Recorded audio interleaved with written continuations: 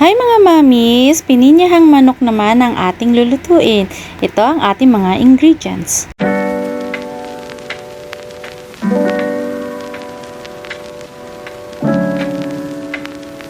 Binabad ko ng 20 minutes ang ating manok sa pineapple juice. Start na po tayo.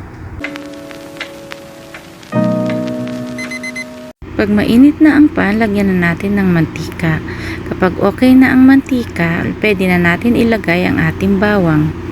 Haluin lang natin. Pag okay na po ang bawang, pwede na po natin ilagay ang ating sibuyas. Pag okay na rin ang bawang at sibuyas, pwede na po natin ilagay ang ating kamatis.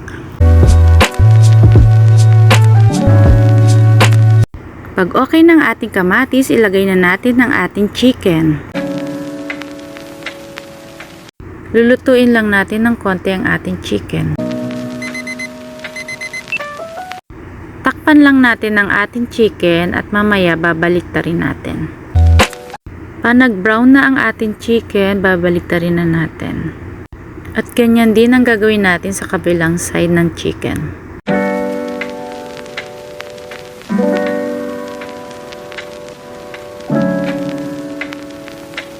Pag okay na lahat ng chicken, pwede na natin ilagay ang ating pineapple juice na pinambabad kanina sa chicken. Takpan lang natin para maluto. Haluin lang natin ng mild para hindi madurog ang ating chicken. I-add na rin natin ang ating pineapple. Ikalat lang natin ang ating pineapple at takpan natin at para kumulo at maluto. Pag kumulo na ang manok, i-add na rin natin ang ating chicken cube at haluin natin ng konti.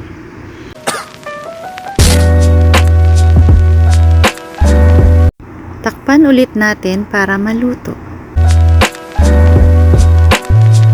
Pag kumulo na, ilagay na natin ang ating patatas at isunod na rin natin ang ating carrots.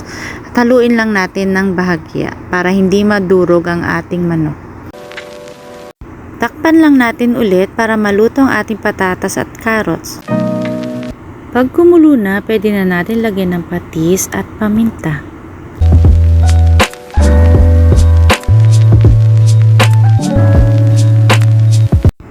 Haluin lang natin ng dahan-dahan para hindi madurog ang ating manok.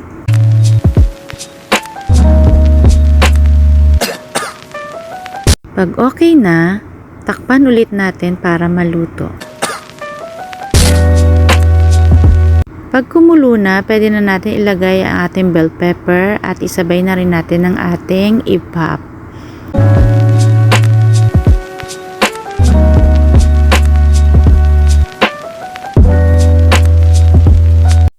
Dahan-dahan ulit ang paghalo. Pag naayos na natin ang chicken, takpan natin ulit para kumulo at maluto.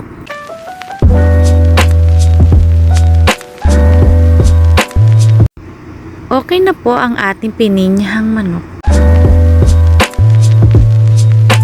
Enjoy mga mamis!